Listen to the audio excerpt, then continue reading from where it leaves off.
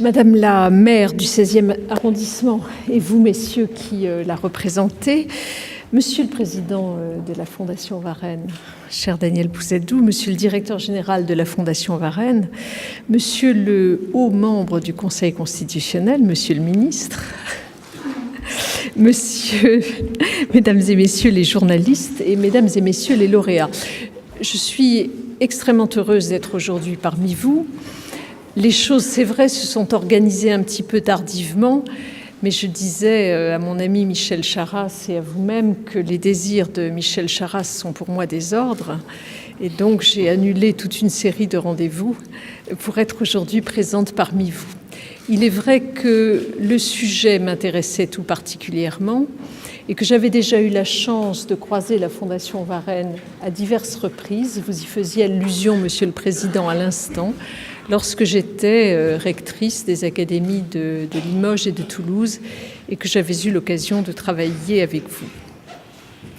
Je suis donc très honorée de présider cette cérémonie de remise des prix 2017 de la Fondation Varenne, décernée chaque année aux journalistes, professionnels, étudiants en école de journalisme, de presse écrite, radio et télévision, ainsi qu'aux photographes, dessinateurs de presse et créateurs de web hebdomadaires. Les prix Varenne des journalistes sont attribués, ai-je cru comprendre, par des jurys constitués de grands noms de la profession. Le succès de cet événement, dès lors, ne se dément pas, puisque cette année, pour l'édition 2017, c'est plus de 400 candidatures qui ont été reçues, si mes informations sont exactes, et c'est un des exemples parmi d'autres, j'aurai l'occasion d'y revenir tout à l'heure, du dynamisme de la Fondation Varenne. Cette fondation se consacre en effet, depuis sa création, à la défense de la liberté de la presse et de l'information, et c'est un combat qui reste toujours d'actualité, comme nous le rappellent d'ailleurs, avec intelligence et parfois même avec un soupçon d'audace, les lauréats auxquels nous allons remettre tout à l'heure les prix Varenne des journalistes. La Fondation Varenne, peut-être est-ce que ce sera le premier temps de mon propos, la Fondation Varenne témoigne d'un engagement au service d'un combat républicain qui est celui de la liberté d'information des journalistes. La Fondation Varenne a été créée, je crois que vous le rappeliez ou vous le laissiez entendre tout à l'heure, Monsieur le Président, en 1988 par Madame Marguerite Migeot, veuve d'Alexandre Varenne, qui était donc propriétaire du journal La Montagne et du groupe Centre France. Alexandre Varenne était un grand avocat, un homme politique, un témoin des grandes heures de la Troisième République, mais c'était aussi un journaliste, défenseur de la liberté de la presse et donc des personnalités les plus engagées de cette époque. Parmi ces personnalités qu'il a eu à connaître et à défendre, je pense notamment à Jean Zay.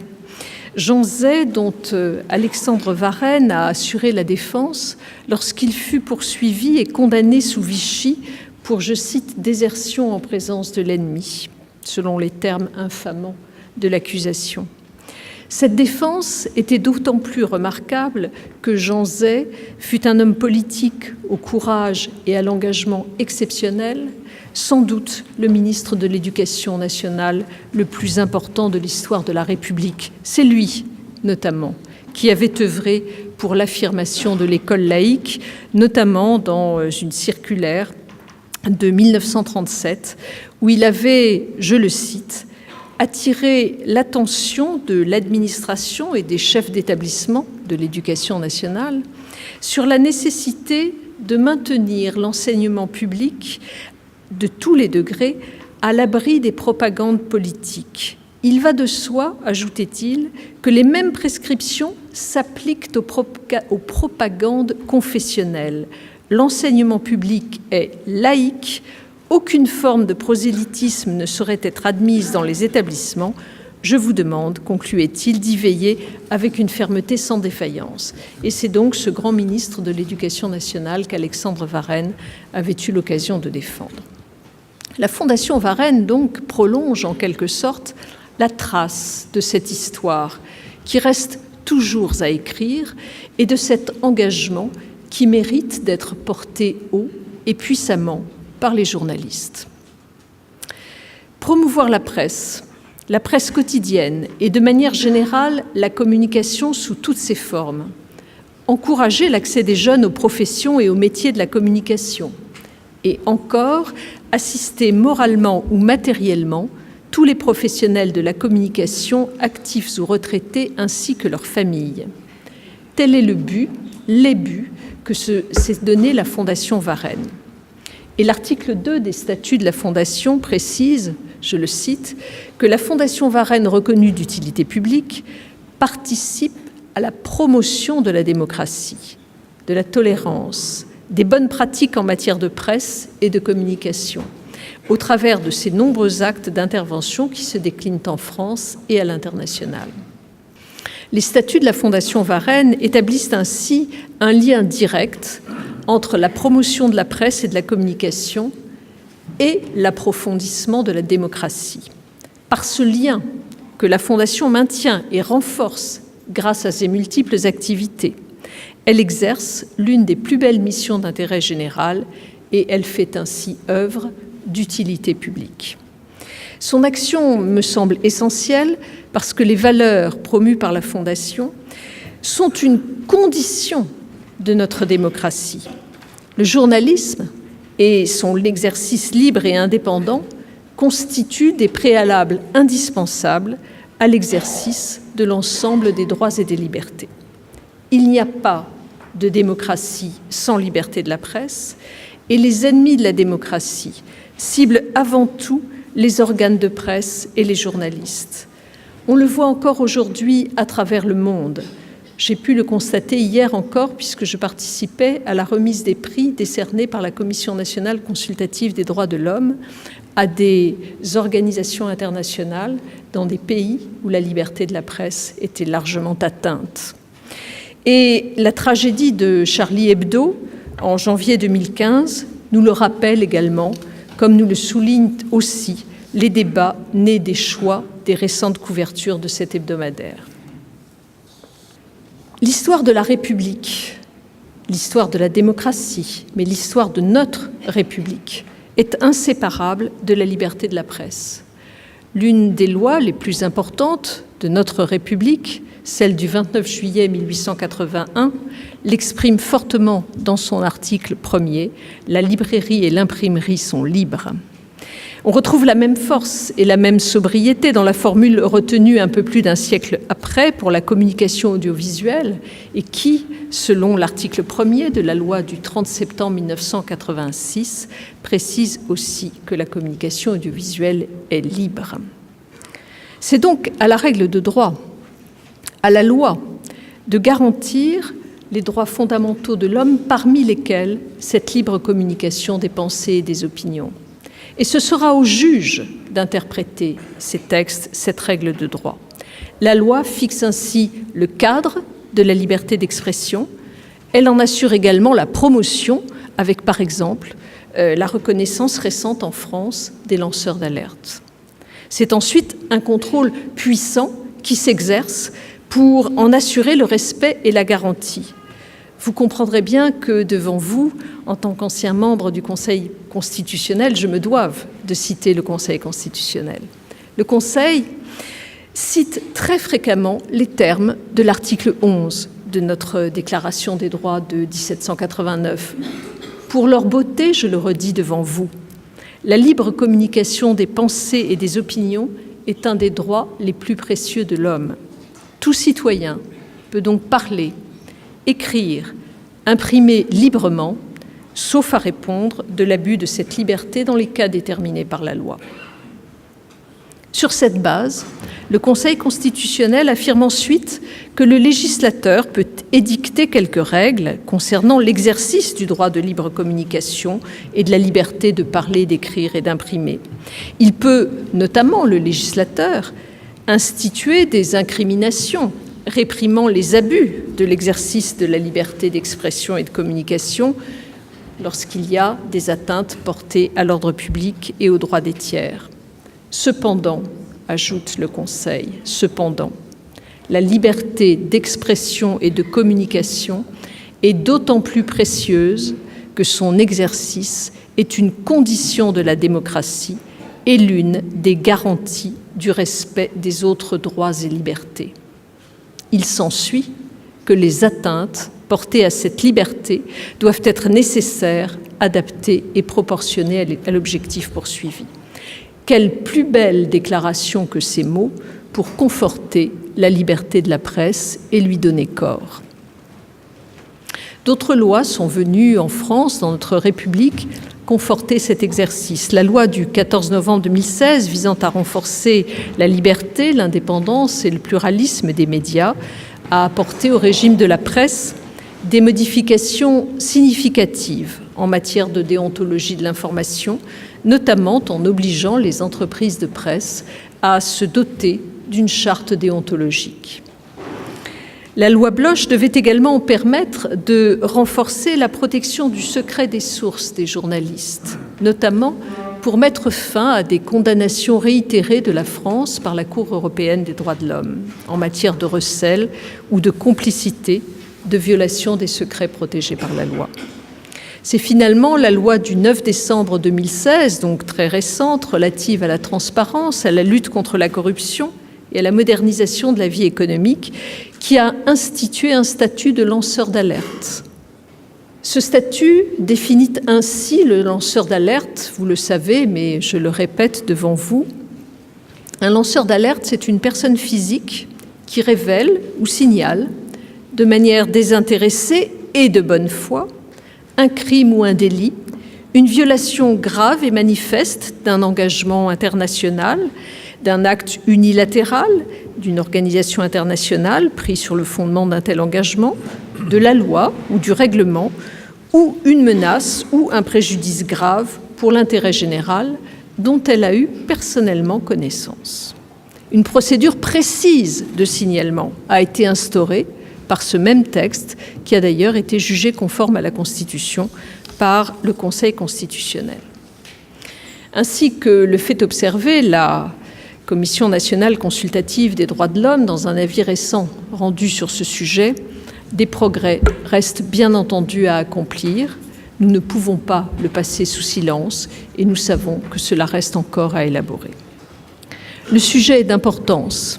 Promouvoir la presse et la communication, comme le fait la Fondation, en particulier à travers les prix Varenne des journalistes, c'est œuvrer à leur émancipation et à leur libre expression, condition même, je me répète, de l'éducation des citoyens d'une République éclairée. Je vais avoir la chance de remettre des prix à ceux d'entre vous qui ont pris le temps de la curiosité et de l'observation, de la recherche d'une vérité ou d'un point de vue. Et je veux saluer ici ceux qui osent cultiver le doute, le questionnement, la singularité, ceux qui tentent d'établir une distance indispensable, alors que d'autres, plus attirés par l'ivresse de l'exclusivité et le caractère spectaculaire ou lacunaire de l'information, cherchent également à se déployer dans nos journaux ou sur nos écrans. Il faut ainsi remercier encore et encourager toujours ceux qui développent un véritable esprit de responsabilité, au-delà même de l'exigence de responsabilité issue des textes. Cette responsabilité, elle est d'ailleurs aujourd'hui au cœur des enjeux auxquels la profession et les pouvoirs publics doivent faire face, avec la diffusion massive des fake news. Elle est la contrepartie de la liberté de la presse, cette responsabilité, mais elle participe également à la garantie d'un journalisme de qualité, respectueux des règles de déontologie. Ce journalisme exigeant et qui fait honneur à votre profession, la figure, vous y avez rendu hommage, Monsieur le Président, la figure de François-Régis Hutin, décédé hier, dernier grand patron familial du groupe de presse Ouest France, l'incarnait. En déployant une forme de journalisme pour lequel l'économie devait être au service de l'homme et en lançant de grandes enquêtes sociales pour décrire la manière dont vivaient les citoyens, les Bretons, il avait voulu promouvoir une ligne éditoriale fondée sur le respect de la personne et qu'il déployait tant au local qu'à l'international. Il a ainsi réussi à faire appel à la raison et à l'éthique, tout en favorisant l'exercice de la conscience libre. C'est aussi ce à quoi contribue profondément votre fondation. La liberté de conscience trouve justement sa source dans ce lien particulier entre le lecteur et le journaliste. À ce titre, la liberté d'expression portée par la liberté de la presse repose sur cette confiance dans la capacité des citoyens à comprendre, analyser, débattre et progresser ensemble. C'est ce sur quoi repose notre vie politique contemporaine, depuis les débats liés à l'accès et à la compréhension directe des textes rendus possibles par l'éducation et à l'exercice effectif du suffrage universel. Liberté de penser, égalité devant les opinions, laïcité, fraternité et confiance sont les ingrédients nécessaires au développement de l'esprit critique si cher à Condorcet. Comme je l'ai indiqué en introduction, plus de 400 candidatures ont donc été reçues pour l'édition 2017 des prix Varenne aux journalistes. Toutes les formes de regard sont ici représentées. Écrit, son ou image, diffusion sur leur support propre ou désormais partagée sur les réseaux sociaux, tout cela fait le bonheur et la diversité des prix Varenne. Je crois savoir que le choix n'a pas été simple pour les jurys des 8 catégories: presse quotidienne régionale et départementale, presse hebdomadaire régionale, presse nationale, presse magazine, journalistes, reporters d'images, radio, photo et école de journalisme.